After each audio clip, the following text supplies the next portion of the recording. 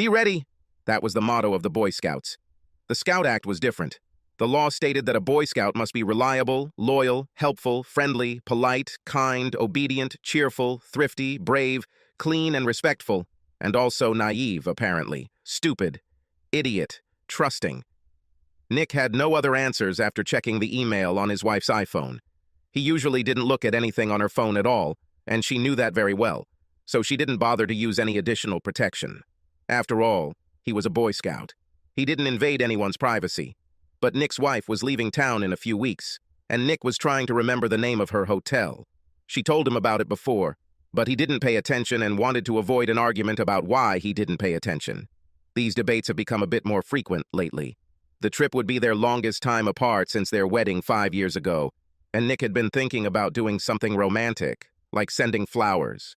After all, what better way to show the woman he loves how much he loves her than to send her flowers when she was several thousand miles away in the city of love, Paris.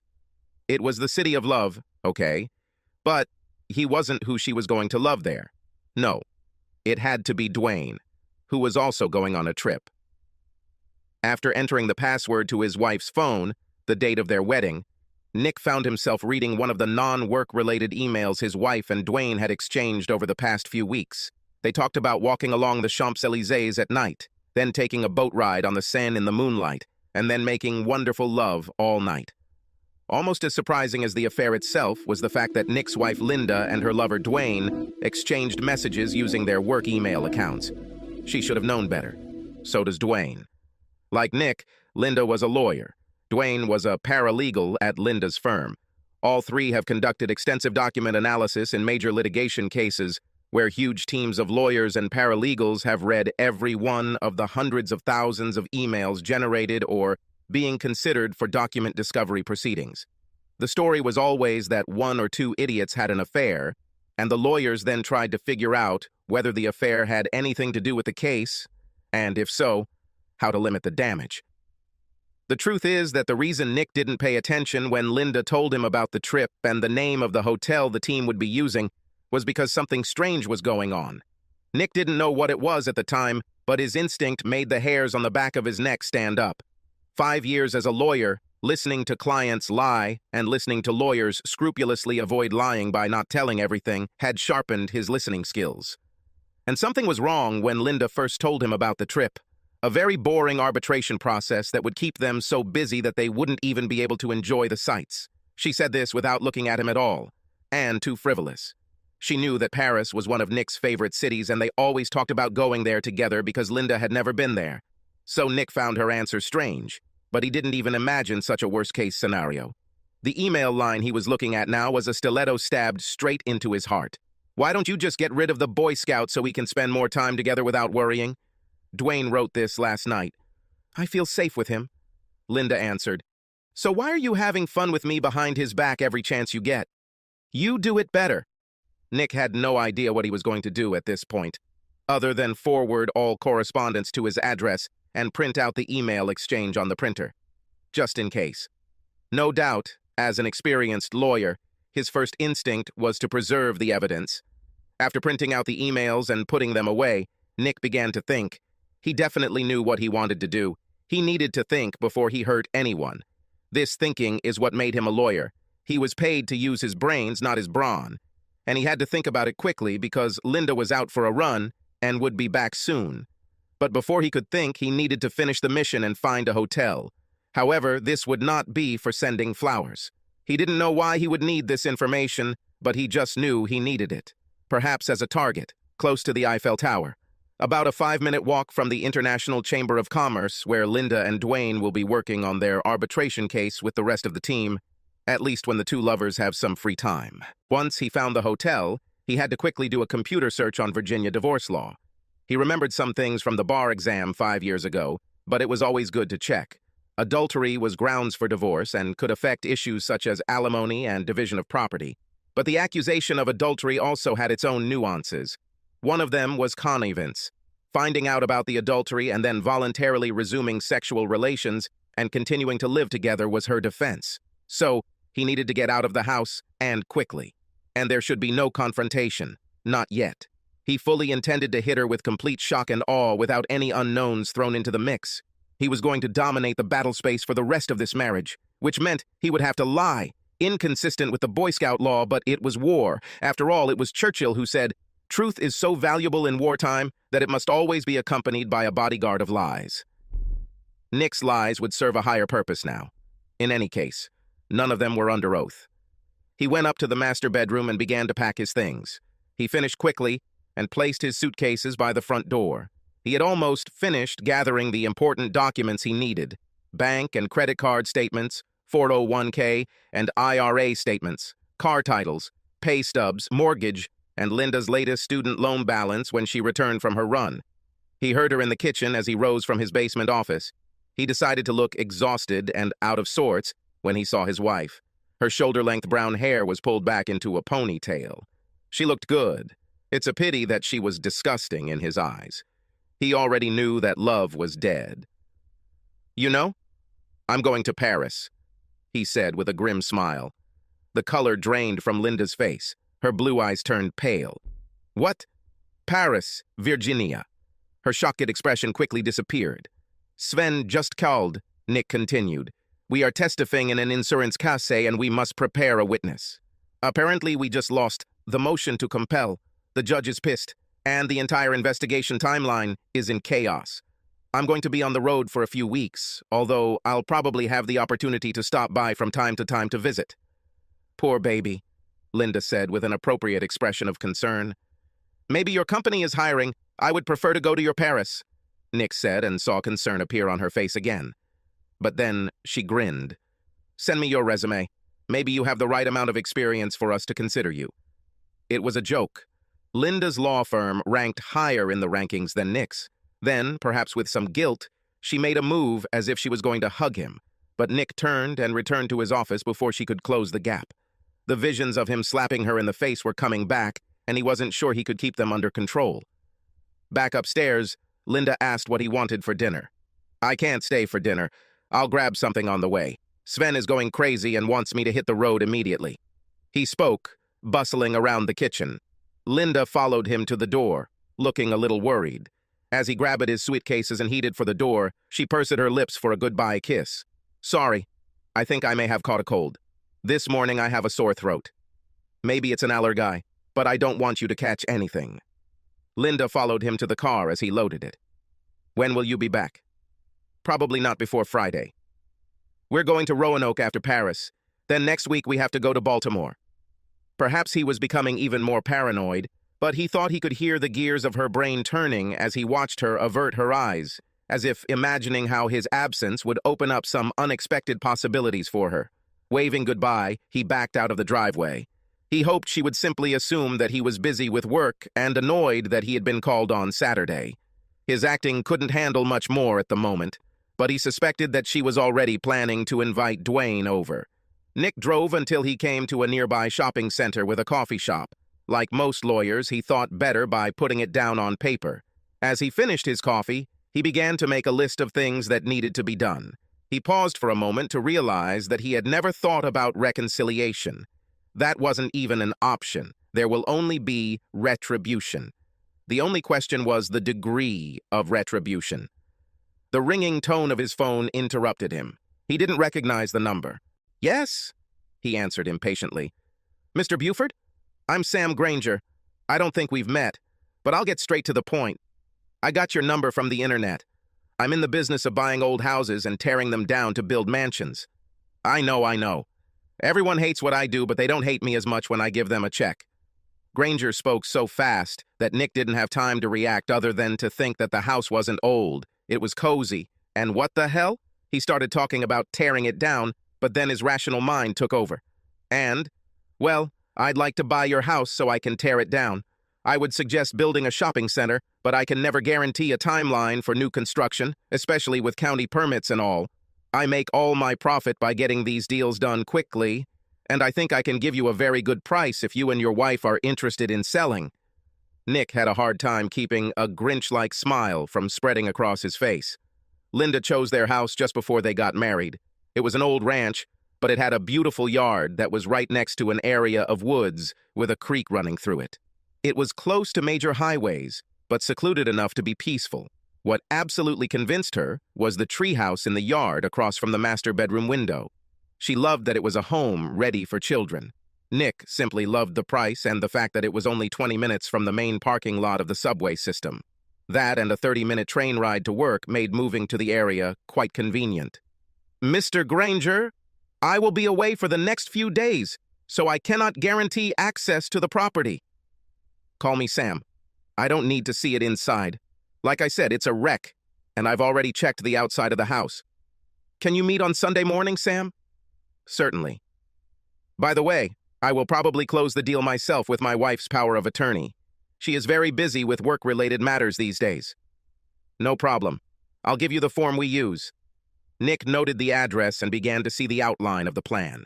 She felt safe with her Boy Scout, didn't she? This is because Linda didn't know that good old Lord Baden-Powell was using military intelligence as a model for what would become his boys' movement. Skills such as stealth, cunning, and self-confidence. In other words, ambushes. She'll never see what happens next until it's too late. But first, reconnaissance. To do this, he put his empty coffee cup on the table and went out to the car to get some privacy. He picked up his phone and dialed a number. "Frank," he asked when the call was answered, "I need a favor. And I need it now." Frank Barry was a private detective. During his 5 years of corporate legal work, Nick made it a point to also do pro bono work to help poor people with their legal problems. This corresponded to his ideas about the life of a worthy person. And what's more, it gave him real-life experience in court, something his regular job didn't usually provide. One of his law school classmates recommended that Frank help with a nasty divorce case involving a stepfather who had sexually abused his stepdaughter. Frank's evidence got the guy released when the police's lackadaisical response failed, and that evidence led to a quick divorce. Frank listened as Nick explained what he had learned. "And you think your wife is going to put him in your bed tonight? Is she really that arrogant?" She became very arrogant. She was one of the top students in her law school class. He thinks he can't make a mistake. "I do it myself. I owe you. This Rivera divorce case brought me all kinds of good publicity." The phone rings constantly. "I appreciate it, Frank," Nick said. "By the way, there's a treehouse in the backyard that you might want to use. Its windows look directly into the master bedroom, and she likes to do things with the curtains open. It used to drive me crazy. But whatever started her engine was accepted, you know? You can get there by crossing the forest and jumping over the stream after dark. No fences and no dogs around. There is a service road on the other side where you can park." "Thank you. If you don't mind, I'm going to hide a camera outside, pointing it at the front of the house, to keep track of who comes and goes and when." "Great. And you're using Harry for a divorce, right?" "I'm guessing you want a divorce." "Yes and yes." "Fine. I know how much he likes the affidavit and the reporting process. If you're right, we'll find out pretty soon." Nick then called Harry. "Is this about the law school reunion, Nick? I have already received 5 calls about contributing to their fund." "No, I want to hire you. Linda cheats, and I want to burn this bitch." After Nick filled him in, Harry said, "Come tomorrow. I know it's Sunday, but I still needed to sort out some paperwork at the office, so I was getting ready to head out. We might as well take action. It seems that you have already realized that adultery cannot be condoned. Frank already covers the adulterous part with clear and convincing evidence. The hardest part will be simply fighting for a financial settlement. She's also a lawyer at a big firm, so she'll have the resources to fight and stall, plus people in her firm giving her advice." "Leave it to me," Nick said. "I think we can work this out like civilized people." "Then that means you're not going to burn the bitch, but okay. We can see what you come up with." His last call was more delicate. "Hello? Maggie, this is Nick." The silence on the other end of the line was deafening. "Maggie, you son of a bitch. It's nice to talk to you too, honey, after all these years." "What do you want, Nick? After all this time? I need your help. I thought Linda was your assistant." "It's about Linda. She went on a spree." "What a surprise. I really can't believe it. Stupid. Did you realize that all this is framed in quotation marks? I can't help you emotionally or sexually these days. I am dating. And I'm sure he's a happy guy. Look, I'm really sorry. I'm sorry we fooled around and let it ruin our friendship. I'm also sorry that I let Linda kick you out of my life when I thought there was a chance that we could be friends again. But now I need your friendly help." "What do you need, Nick?" he told her. There was silence on the line, then laughter.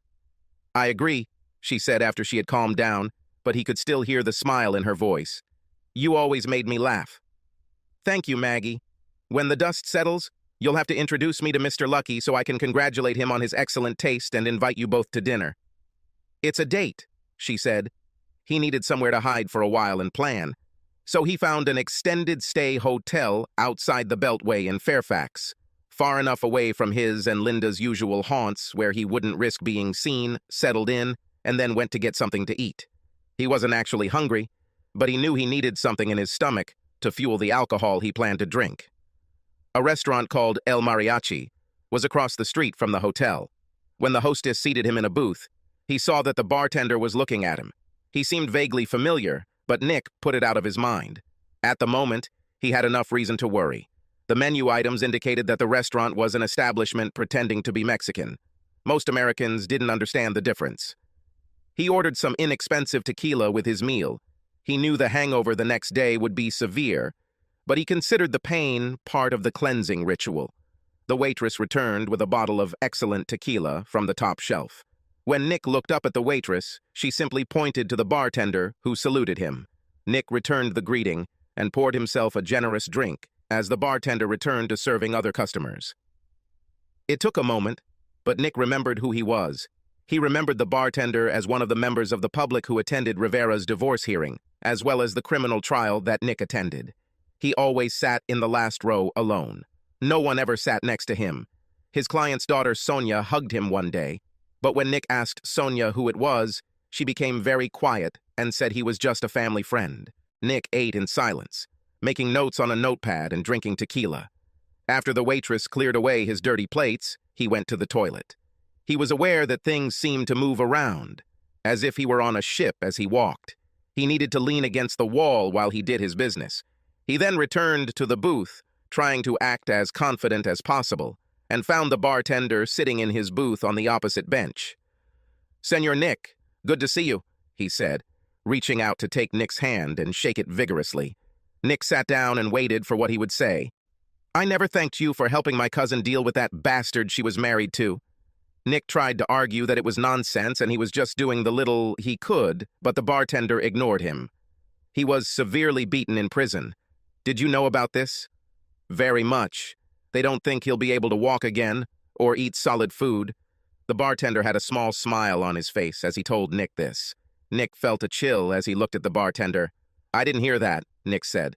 The bartender shrugged. "This is yesterday's news. What brought you to El Mariachi alone on a Saturday night? Where is your charming wife?" Nick looked the bartender straight in the eyes. The bartender was still smiling. It was not a mocking smile, more like a smile that knew a lot. Nick couldn't understand why he asked such a strange question. How did the bartender even know Nick was married? Nick then remembered that Linda surprised him by showing up at one of the hearings and kissed him after it was over. The bartender must have still been in the courtroom. "We have some problems with her," Nick said. He saw no reason to lie or hide information. "Like she's having fun with someone else?" Again, with a knowing smile. Nick was shocked and fell silent. "I'm not a lawyer, Don Nicholas, but I know that if you want to keep a secret, you shouldn't write it down and leave the paper in plain sight," said the bartender, pointing to Nick's notebook. It noted elements of adultery, had drawings showing Dwayne being stabbed to death, contained the name Linda surrounded by a circle with a slash, and had a to-do list that included the phrase "burn the bitch." Nick shrugged. Poor operational security, but at least it didn't give away any sensitive customer data. Any man in your situation should ask himself what he wants. What do you really want, Senor Nick? What would you want more than anything in the world, other than money, if you could choose your revenge? Nick didn't hesitate. "I want to hit her on the nose so hard that it breaks. And I want to hit her in the face so hard that both her eyes turn black. She has a very beautiful face and very expressive eyes. I want to destroy them." The bartender's smile grew wider. He then chuckled, shaking his head. "You, my friend, are not thinking rationally. People who take revenge so cruelly end up in prison. You don't want to go to jail, not unless it happens while you're visiting your clients. Right?" The bartender paused and looked slyly at Nick. Nick nodded. "But maybe I can help with something. You helped my cousin with her little problem. She could have turned to me for help, but for various reasons, she refused to do so. You, however, stepped in and took care of her. Nick tried to interrupt him. Sure, he asked Frank to gather evidence, but he made the police do all the work. It didn't hurt when Nick asked one of the partners from his firm, a former assistant United States attorney from the area, to calmly speak with the prosecutor to make sure the criminal case was getting the proper treatment. Nick showed up with his client only to make sure she had the proper respect from the prosecutor. His client's divorce itself was commonplace after her husband was convicted in a criminal case. The bartender brushed off his protests.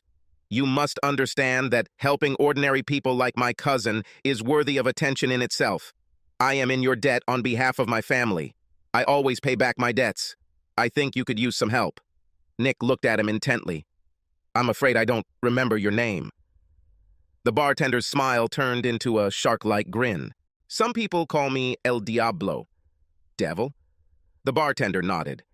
That's what people who don't like me call me. To my friends, I'm Jose Garcia. Now it was Nick's turn to smile. What should I do to receive a favor from the devil? Sell my soul? El Diablo's smile disappeared. Nick didn't smile either. Be serious. You are a lawyer. You have no soul. His smile returned, and Nick knew he was joking. Call it professional courtesy, Senor Nick. Now just give me your address, your wife's name, and tell me what her daily routine is. What are you going to do? I have several ideas, but what does this phrase sound like? Ignorance is bliss. I think you need to be blissfully unaware and be able to report on your movements over the next few months. Buy yourself a burner phone so we can keep in touch, and leave the number here at the bar. And then don't come back here again. It will be better this way. Nick told El Diablo about hiring a private investigator, his plans to stay home until Linda left for France, and Linda's travel plans. El Diablo knew this hotel in Paris, but did not say from where. Just one question, Senor Nick. Is there any chance of reconciliation, forgiveness, mercy? I don't want to hear later. I changed my mind. El Diablo looked him straight in the eyes. The smile disappeared. His expression became serious. Nick returned his gaze. Nick took a deep breath and paused to check his emotions again. The path was clear. He was a simple guy. Trust and loyalty. These were his most important values. They left his marriage. Linda flipped a switch in his brain, and love was now replaced by hate. Over time, upon reflection, he simply won't care. That time was not now. No one. El Diablo relaxed. Fine. Don't worry about anything. The waitress brought the bill. El Diablo shooed her away, but allowed Nick to tip her generously. He also allowed Nick to take a bottle of tequila with him, but warned him to slow down. He needed a clear mind for battle. Somehow Nick woke up at a reasonable hour on Sunday morning without much of a hangover. He arrived at Harry's law office at 10 a.m. and found Frank already there. Sorry, Nick, Frank said. She definitely had sex with that guy. In your bed. He was there 2 hours after you called me, and he was still there when I left this morning. We received a very good quality video.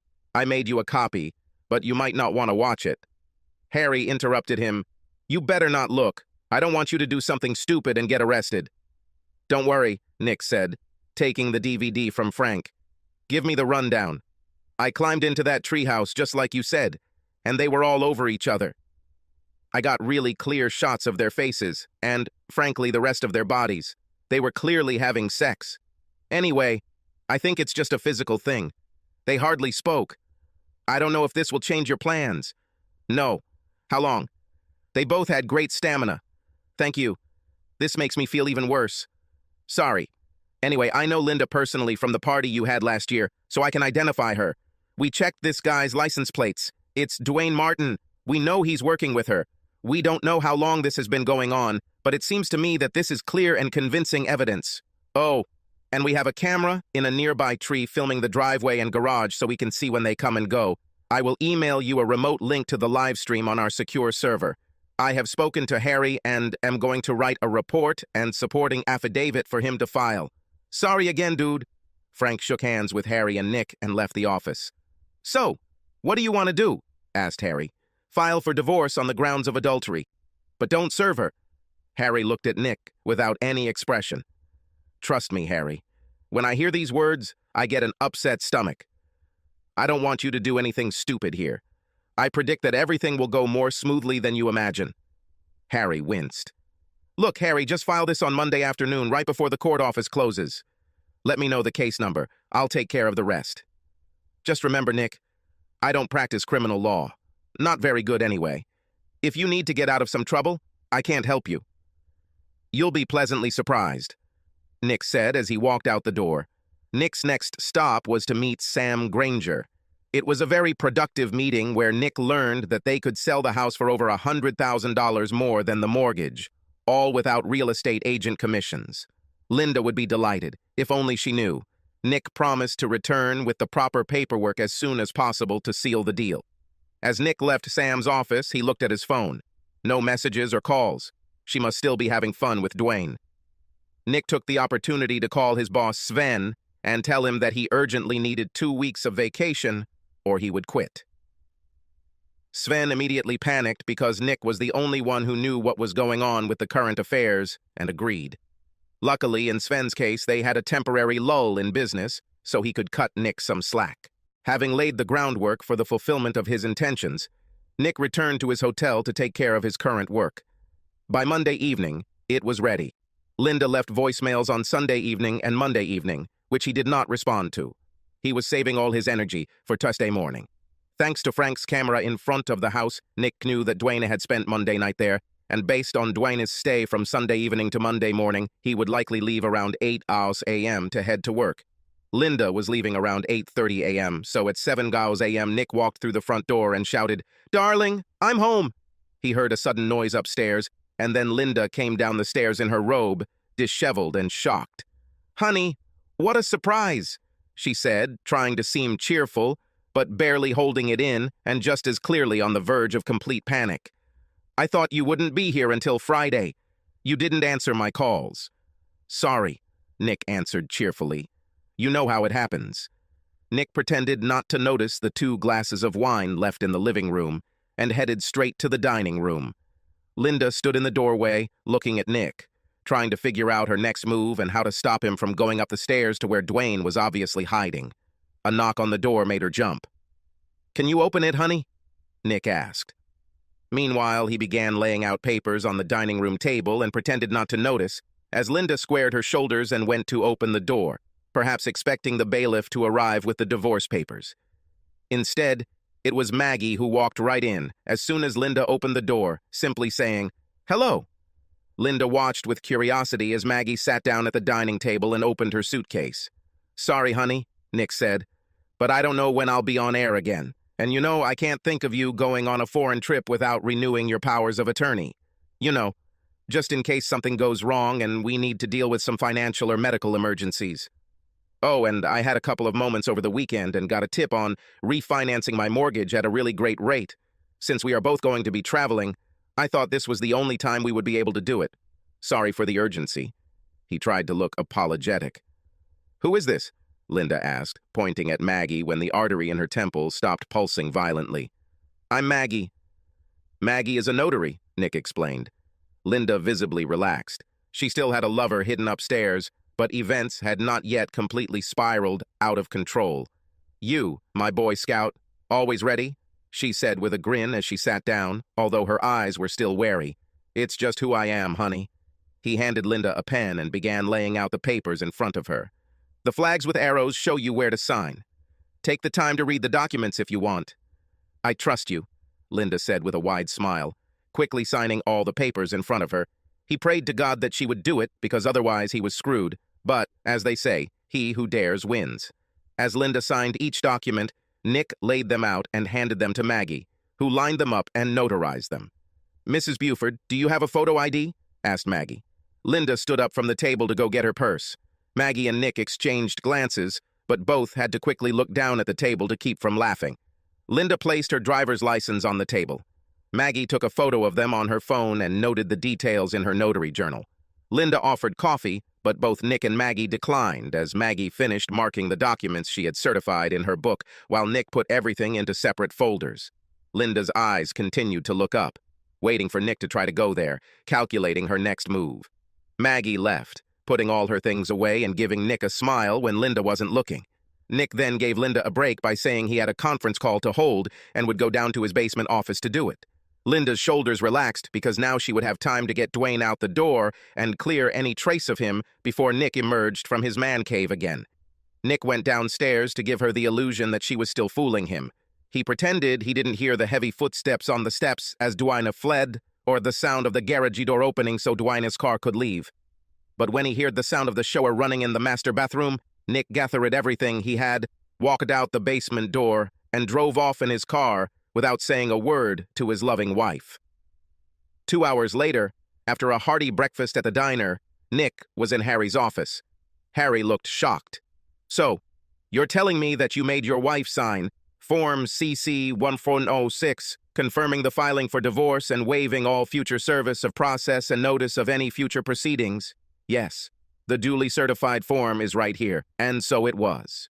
You are also telling me that you forced your wife, an experienced lawyer, to sign a property settlement agreement in which she transfers to you all proceeds from any sale of your home and contents therein, cars and any jewelry she owns, gives you free rein to manage her personal belongings and allows you both to walk away with the retirement accounts you each own, without any alimony from you to her. She still earns more than me. According to these documents, she expressed a willingness to leave the marriage with only about $125,000 of her retirement contributions, plus about $200,000 of her student loan debt from law schools. Right? She always had a very generous nature." Harry narrowed his eyes at Nick and returned to the papers on his desk. "And you also made her sign an affidavit in which she admits to adultery and even admits that her lover was upstairs in the marital bedroom at the time of signing the affidavit and was there all night after having sex with her the night before. Are you even telling me that her affidavit supports the truth and accuracy of that line in the email where she talks about staying with her lover because he is better at it? Is this what you want to tell me?" "Lawyer," Nick said. There were no emotions on his face, as far as he could restrain himself. "Please don't insult me. The documents speak for themselves." Harry looked at the documents, looked up at Nick, started to smile, suppressed a smile, and then turned around in his chair. "To hell with this. I will accept this file. You are a respected member of the bar and a friend from law school. How was I supposed to know you did all this shit?" "I thought it was good, Your Honor. I'm deeply confused. I was completely taken aback by the fact that my client had betrayed my trust. If anyone should have his license revoked, it's Nicholas A. Buford Eskins, Your Honor. See where I'm going with this, Nick? To her. If necessary, will this notary certify that Linda signed all this? Yes, she will do that. Will she testify that Linda carefully studied the documents? I wouldn't want to try to prejudge or influence anyone's testimony, but as you say, Linda is an experienced trial lawyer, so I'm confident she gave the documents the attention she felt they deserved. I'm sure the notary will say that she saw Linda Buford go through the documents and sign each one. I cannot otherwise express an opinion about her state of mind regarding her understanding of the contents of each document." "Okay then," said Harry. "I'll record all of this today, plus Frank's affidavit and report, which includes photographs and a DVD. I'll see if I can't get this out of the electronic file for a while. We don't want this to still be in the news, do we?" "No," said Nick. "Linda is going on a trip to Paris in just over 2 weeks. The longer it stays hidden, the better. Do you know anyone in district court?" "Do you remember Seth?" asked Harry. "Student, a year after us? He's having trouble finding work at a law firm, so he's now working as a law clerk in the district court, trying to get his resume in order. He could speed up the process. But if the judge wants to take live testimony, the whole thing could collapse under its own weight. Linda will have to decide that she doesn't want to fight this for some reason if she realizes what's going on. If things go badly at this stage, I may have to resign as your lawyer." "Fair enough. Someday you will be able to tell me the whole story. But I don't want to hear it now." Over the next 2 weeks, Nick managed to keep Linda at arm's length. He sent her text messages at odd hours, letting her know how busy he was, but otherwise answered her calls. Days passed, and she called less and less. "You scared the crap out of her," Frank told him at the end of the week. "According to our video footage, Dwayne hasn't been in the house since you showed up and surprised them Tuesday morning. I can't tell if they meet at his house during the week or have sex with each other in the office, but they don't do it at home. I'll tell you if anything changes. The only thing that changed was that Nick quietly returned to the house when he learned Linda had left and obtained the financial documents he thought he might need. He also signed a contract to sell the house with Sam Granger. The sale was scheduled to close during Linda's first week in France. In the evenings, Nick went to the gym, read in his spare time, and wondered how he got to the point where he was 30 years old with such a chaotic life. He told Sven that he needed to rest for a few more weeks, to which Sven reluctantly agreed. "She's having fun with him in the house again," Frank said on Saturday, a week before Linda was due to leave for Paris. "Thank you for warning me," Nick replied. He didn't really care, but he knew he would rather burn the sheets than sell them when he abandoned the house. By this time, Nick had already watched the video Frank gave him the first time. He could see the attraction.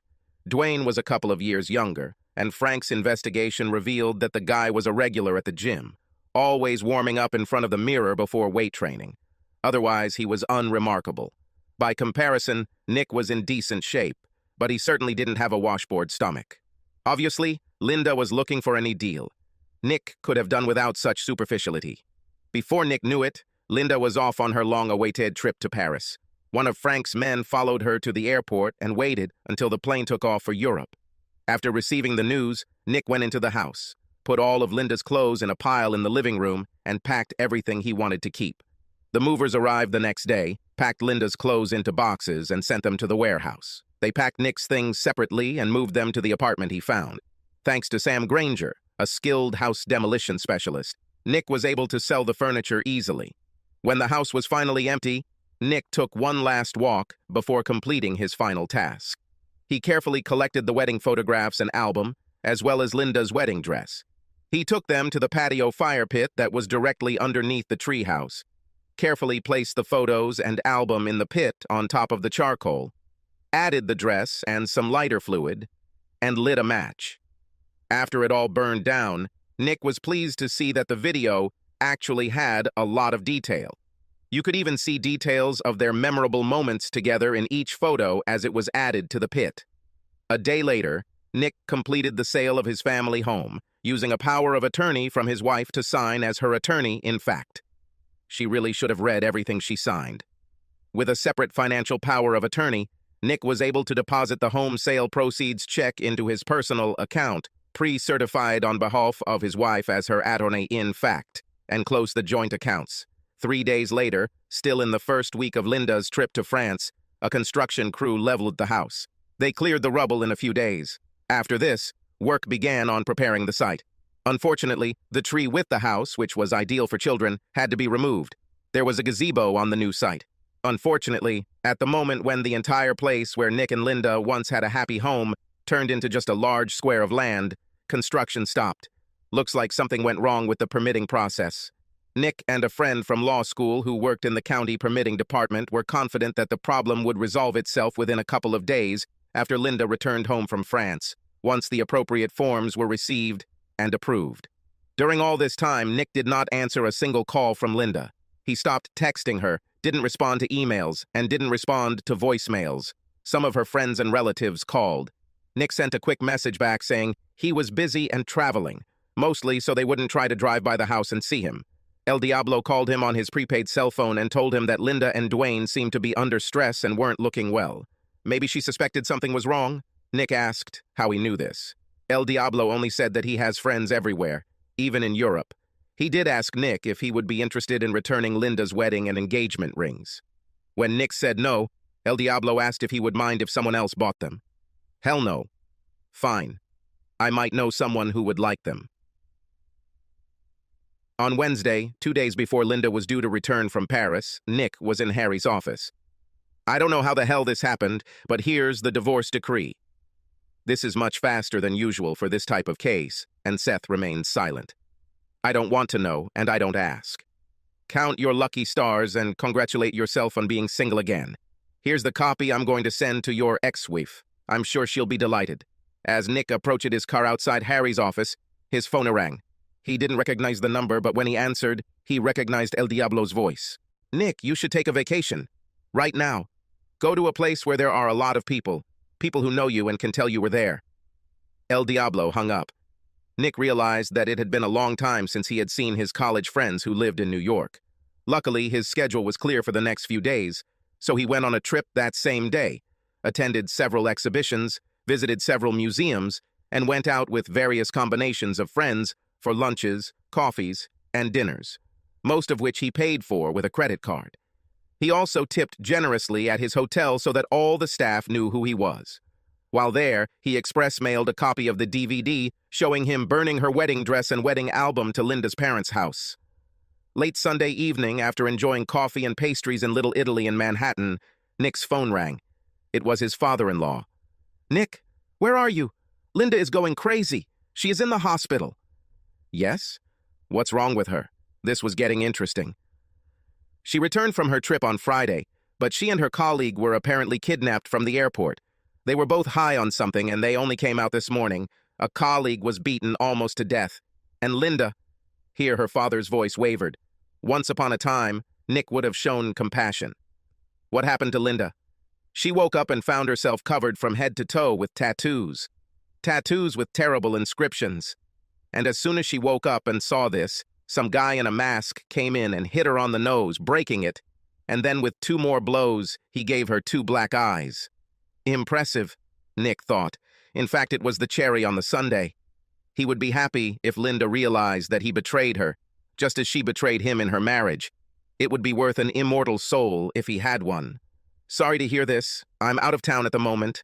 What would you like me to do?" Nick could tell there was surprise on the other end of the line. "You are her husband. She's your wife." "Sorry, not anymore.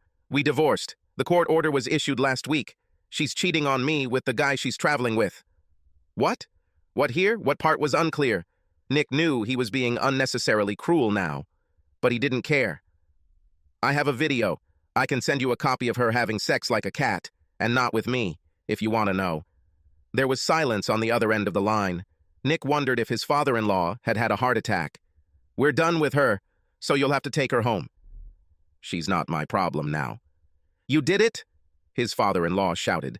I've been in New York since Wednesday celebrating my divorce. Look, I know you're upset and I hope Linda gets better soon, but I don't think we have anything else to say to each other." He hung up. At that moment, it occurred to Nick that the stress of city life had recently become too much. He sent an email to Sven saying that, in the end, Sven and the firm could go to hell, with all due respect. A quick internet search revealed that there was an REI store in Soho, so Nick outfitted himself with some brand new hiking and camping gear. Linda had never liked hiking, so this was a chance to reconnect with his intelligence background.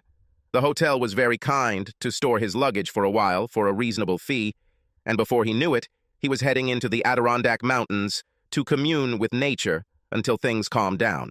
Luckily, he had his passport with him in case he had time to travel to Canada. And it turns out he did. He spent most of the next 8 weeks turning off his phone. At first, it seemed like some crazy woman had stolen his ex-wife's phone because there were dozens, if not hundreds, he didn't count, of messages that seemed to include frantic screaming and crying. He only listened to 1 or 2 before deleting the rest, and a lot of crazy emails. Her account must have been hacked. How was he supposed to find the time to read all of this? He hoped that whoever this crazy woman was, she got the help she so desperately needed. So 8 weeks later, Nick met Frank for drinks. Harry was there too.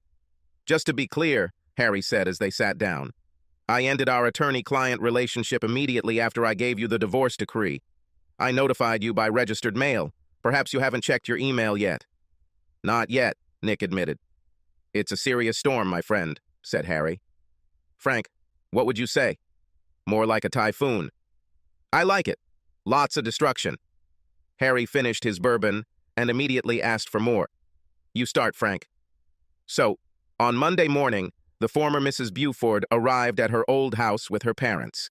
We never got around to removing the external camera. When she saw the vacant lot, she had a complete breakdown. She fell to her knees, sobbing, and assumed the fetal position. Ends with her kicking and screaming like a toddler at the mall late in the afternoon. Then a work crew arrives with equipment and she goes crazy again. She loses her composure for the 3rd time when the construction workers see what is tattooed on her face and start laughing. And this despite the fact that she has raccoon eyes from the beatings, plus a Band-Aid on her broken nose." Harry picked up the story. "That afternoon, she and a couple of lawyers from her large firm showed up at my modest office in a menacing mood. They didn't have an appointment, so I made them wait 25 minutes. I made sure my Glock was loaded and on my desk. Thank God we're in Virginia, you know. 25 minutes later, they are all yelling at me, talking about urgent motions, bar complaints, and contempt proceedings. I have to admit that I had a hard time not looking at the tattoos all over her face. This was done very clearly in red and blue ink so that it could be seen from a distance. When I was able to refocus, I asked what exactly the problem was, which statement in either statement was false. They all stopped and looked at each other. So I asked if there was any controversy about your ex-wife committing adultery. They all said yes. So I played a video that I prepared while they were waiting for good old Linda, apparently bouncing up and down on someone who is not her husband in the marital bed. Obviously, they haven't looked through everything in the case file yet. Then they all just looked confused. Linda then starts screaming that you didn't even give her a chance to explain herself. And I said, you don't care what the reason is. You just did it. She comes to her senses and starts talking about how she never agreed to let you sell the house, and what was the story with you burning her wedding dress, photos, and album. All these things were her personal property. I showed her copies of the powers of attorney, one of which was for the specific purpose of selling the house. I showed her the property settlement agreement, which gave you the right to dispose of her personal belongings at your sole discretion, and told her that she was lucky to have her clothes. I asked if she denied that it was her signature on the documents. She said no, but that she never agreed with anything that was written there. So then I asked if her whole defense was that she never read what she signed. I asked her to imagine how cross-examination would go if she challenged anything in court. Then she fell silent. I also pointed out the affidavit she signed where she admitted that her lover was upstairs at the very moment she signed, and I asked if that was true. This was the moment when she lost consciousness. Her entourage tried to revive her, but I had already called 911. She refused to go with them to the hospital. But then she started screaming about tattoos and her boyfriend getting beat up, and I said it had nothing to do with you. As far as I know, you were out of town anyway, and maybe Dwayne pissed off some husband, either another wife having sex with her, or some other woman who thought Linda was taking Dwayne away from her. I told them they knew where the Fairfax Police Department was if they had a criminal case they wanted to discuss. Then things got even better, Harry continued. So they still kept talking about filing a motion for reconsideration and all that kind of stuff. That's when I told them that just that morning I had received an anonymous email with links to several videos of Linda and Dwayne in your bed when they started doing it again before the trip to Paris. The message said that the videos would be sent to everyone Linda knew, and that you, Nick, knew nothing about it and could not stop them from doing it. And that they were friends that you once helped, and that they will protect you, and that they would hit the send button that day if she didn't just let the whole thing go. Do you know anything about this? I was out of town, Harry. After that, they left. I haven't heard anything about them since then. And nothing happened in the courthouse. It was Frank's turn again. They must have called the police because a couple of detectives showed up. They wanted copies of the videos and the report. Then they lost interest. Neither Linda nor Dwayne could say what happened, only that they got into a taxi at the airport, and the next thing the guy knew, he was in the hospital. With Linda, she woke up in a dirty hotel, got hit in the face, and then went to the hospital. The room was also billed to her credit card, plus room service and minibar. This time, Nick told him that the hotel manager had said that New York cops had checked out his stay at the hotel and that his New York friends had been contacted as well, but they all vouched for his very active schedule in the city. Rumor has it, Harry said, that your ex is hiding in her parents' basement while she gets laser tattoo removal. The problem is that they charge per square inch and it's covered from head to toe. It would have to cost tens of thousands of dollars and still, the marks would remain with her forever. It's a shame, Nick said. Harry stared at Nick. Frank simply pursed his lips to keep from laughing. What happened to your lover? I understand that he was badly hurt, said Harry. There will be a lot of physical therapy in his future. The head is slightly damaged. Multiple concussions. He will likely have some difficulty getting another job as a paralegal. Their firm also released them both. It seems their relationship fell apart during the trip and somehow this negatively affected the entire arbitration. There were not enough documents, objections were not ready. Witnesses had problems. They lost on the merits. The client was unhappy. The firm had to make human sacrifices to retain the client for future work. Someday, Nick, you'll have to tell us how you managed to cope with this, Frank said. Dealt with what? I'm a Boy Scout. Maggie was waiting in the car when he got out. I'm a little upset. No one asked me if I actually certified the documents or if she read them before signing. I was willing to say that I watched her study each one before signing, but I couldn't estimate how much time she spent on it. We should discuss this over dinner. I need to treat you and your boyfriend to thank you for helping me gain my freedom. Maggie turned to him and looked over her sunglasses as Nick reversed the car out of the parking lot. There is no guy, idiot. Nick stopped abruptly and looked at her. Really? Indeed. Now shut up and take me home so you can begin the rather long and grueling process of apologizing to me. Okay, Nick smiled. But first I have to stop by the post office. For what? I'm sending a card to an old friend, Nick said, pulling it out of the glove compartment. It had the Boy Scouts logo on the front. I asked her, does she feel safe now? Safe?